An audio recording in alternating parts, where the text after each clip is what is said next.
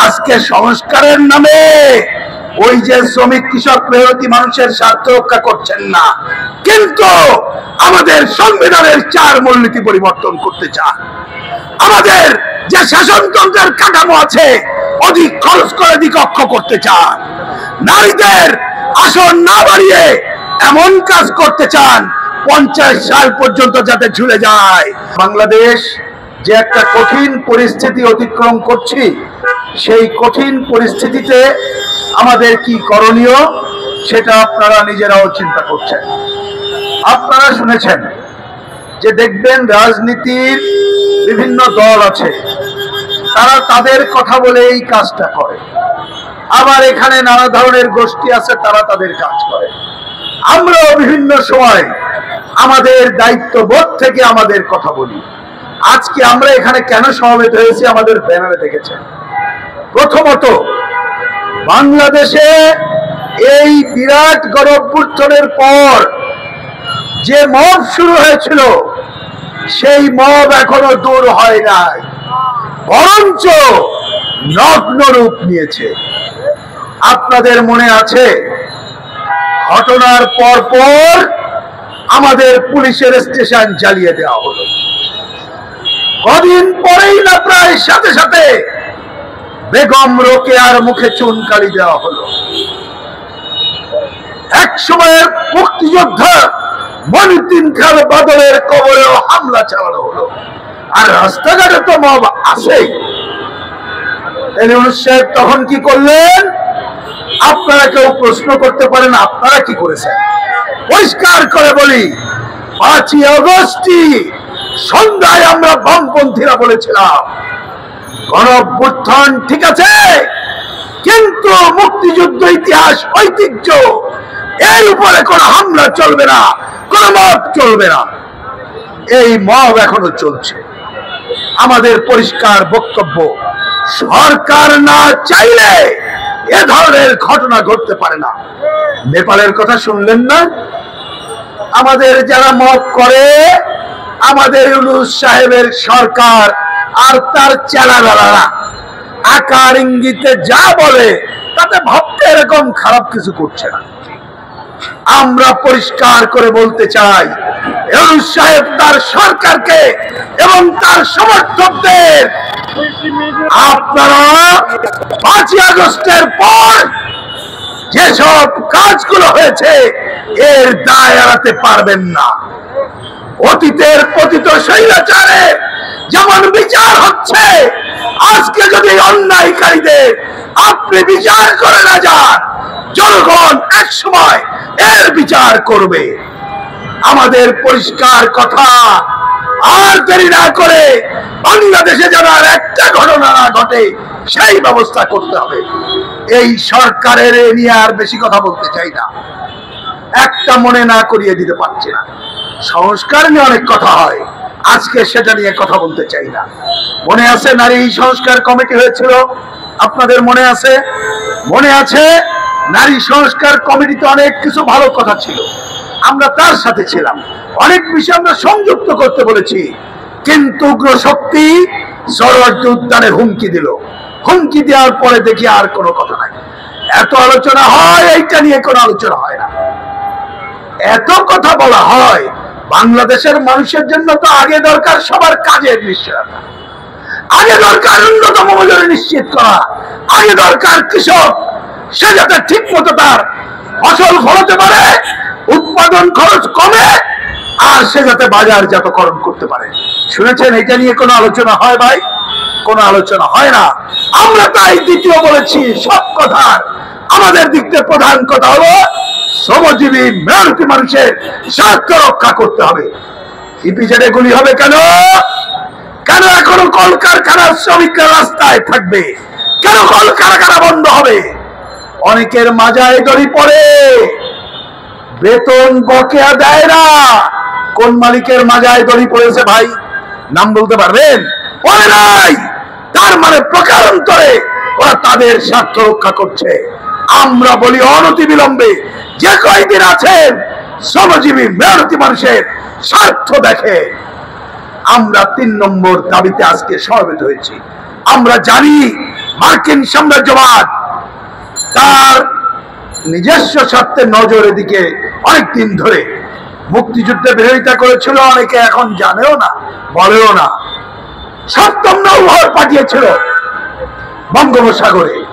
তৎকালীন সমাজতান্ত্রিক Soviet union পাল্টা হুমকির কারণে পিছিয়ে গেছে। এই সাম্রাজ্যবাদ এখনো পিছু হতে নাই। আমাদের বিদ্যুৎ বন্দর সহ আমাদের দেশের উপরে আধিপত্য রক্ষায় ব্যস্ত। একটা নির্বাচিত সরকার হলো তো আন্দোলন করে আমরা অনেক প্রতিহত করেছি, বন্দর দেওয়া হয় নাই, আন্দোলন করেছিলাম। ইউনূস সাহেব এসেই দেওয়ার কাজ করলেন। ইউনূস সাহেবের একটা অনেক কি বলবো উদাহরণ আছে। তারই এক ছাত্র বলেছিল, তিনি শোনেন হাসি মুখে হাসি দিয়ে চলে যান, কাজ করেন না। আর একটা আমরা দেখি তিনি ধমক টমক খেলে চুপ করে যান, কিন্তু চুপ করে যে কারণে ধমক খেলেন ওটাই তিনি বাস্তবায়ন করেন। তার প্রকৃষ্ট উদাহরণ বন্দর। আমরা বামপন্থীরা রোড মার্চ করলাম, পথে পথে লক্ষ লক্ষ মানুষ আমাদের সমর্থন জানালো। বাংলাদেশে আমরা ওই সরকার ছাড়া আর লুটেরা ছাড়া একটা খুঁজে পাইনি এর বিরোধিতা করেছে। কিন্তু এই সরকার নীরবে ঘোষণা দিচ্ছে ডিসেম্বরেই নাকি সেই বন্দর দিয়ে দেবে। আজকে এই সমাবেশ থেকে আমি হুঁশিয়ার করতে চাই, বামপন্থীরা রোড মার্চ করে ক্ষান্ত হয় নাই। অনতিবিলম্বে যদি বন্দর লিজ দেওয়ার সিদ্ধান্ত বাতিল না হয়, আগামীতে সারা বাংলাদেশে দুর্বার আন্দোলন করে তুলে সাম্রাজ্যবাদী চক্রান্ত প্রতিহত করা হবে। বন্ধুগণ, করিডোর দেওয়ার সিদ্ধান্ত বাতিল করে নাই, মনে রেখেন ওই অঞ্চলকে ঘিরে, বার্মাকে ঘিরে নতুন ষড়যন্ত্র চলছে। এই সব ষড়যন্ত্র প্রতিহত করতে হবে। আপনাদের মনে আছে আমরা বলেছিলাম কাতারকে সমরাস্ত্র তৈরির কারখানা দেওয়া হচ্ছে, এই ষড়যন্ত্র প্রতিহত করতে হবে। আমরা বলেছিলাম মনে আছে না ভাই, ওনারা ক্ষমতায় এসে দ্রুততম সময় একটা ওয়াইফাই দিল। এইখানে কেউ কেউ এটা ব্যবহার করেন, স্টারলিংক আছেন কেউ? কেন ভাই? ইউনূস সাহেব এসে বললো এটা নাকি সহজলভ্য, তাড়াতাড়ি পাবেন, কেউ পান নাই। উদ্দেশ্য ভিন্ন। বামপন্থীরা বলেছিলাম ওই পার্বত্য অঞ্চল সহ জুড়ে এই নেটওয়ার্ক দিয়ে এই ধরনের জাতিগত সংখ্যালঘু প্রগতিশীল ধর্মিক শক্তির উপরে আগামীতে যাতে আক্রমণ চালানো যায় তার জন্য এইটাকে ব্যবহার করা হচ্ছে। আমরা হুঁশিয়ার করে দিয়ে বলতে চাই, সাম্রাজ্যবাদী আধিপত্যবাদী শক্তির যে কোনো ষড়যন্ত্র দেশবাসী রুখে দাঁড়াবে। শেষ কথা হলো 4 নম্বর দাবিতেই আমরা যে কথা বলছি, আমরা বলতে চাই সরকার নেপালের কাছ থেকে শিক্ষা নাও। আমাদের উনি প্রধান উপদেষ্টা, ওনার মাথায় নাকি অনেক বুদ্ধি। উনি কি যেন প্রাইজ পাইছেন, তারপরে আবার যে প্রাইজ আনছেন, কিন্তু কম বুদ্ধির নেপালিরা এসে বলল 5 তারিখ ইলেকশন দেব, যতটুকু পারি দুর্নীতির বিরুদ্ধে ব্যবস্থা নেব, জেনজির অরিজিনাল যে কথা শুনবো আর লুটপাটকারীদের বিচার করব। কি ভাই, তাহলে নেপালিরা আর আমাদের এদের বুদ্ধি বেশি? আমাদের একটা কথা আছে, পণ্ডিতরা বলে, আমি যতীন স্যারের কাছে প্রথম শুনেছি, অধ্যাপক যতীন সরকার, আমাদের অনেকের বুদ্ধি বেশি, আক্কেল কম। তাই সব বুদ্ধিওয়ালা লোক থাকতে পারে, কিন্তু দরকার আক্কেলওয়ালা লোক। এই আক্কেলওয়ালা লোকের কেমন আক্কেল শুনবেন। এই যে পেছনে মিনিস্ট্রি একটা স্বরাষ্ট্র মন্ত্রণালয় আছে, স্বরাষ্ট্রমন্ত্রী কয়েকদিন আগে দুর্গাপূজা নিয়ে যে উক্তি করলো অসম্মানজনক, আমরা অবিলম্বে অসম্মানজনক উক্তি প্রত্যাহার চাই। এই রকমের হাজার হাজার কথা বলতে পারবো। আমি কথা না বাড়িয়ে বলি, আর 1 সেকেন্ড দেরি না করে নির্বাচনের যে কথা বলছেন, এখনো কারো মানুষ বিশ্বাস করে না। আপনার বডি ল্যাঙ্গুয়েজই খারাপ। আপনার সমর্থিতরা বলে ইলেকশন করব না, আর আপনি শর্ত জুড়ে দেন সংস্কারের। আজকে সংস্কারের নামে ওই যে শ্রমিক কৃষক মেহনতি মানুষের স্বার্থ রক্ষা করছেন না, কিন্তু আমাদের সংবিধানের 4 মূলনীতি পরিবর্তন করতে চান। আমাদের যে শাসনতন্ত্রের কাঠামো আছে অধিক খরচ করে দ্বিকক্ষ করতে চান। নারীদের আসন না বাড়িয়ে এমন কাজ করতে চান 50 সাল পর্যন্ত যাতে ঝুলে যায়। আমরা বামপন্থীরা বলেছি গণতান্ত্রিক সংস্কার চাই, কিন্তু যে সংস্কার জনগণের কল্যাণ করবে না তার সাথে আমরা নাই, আমরা থাকবো না।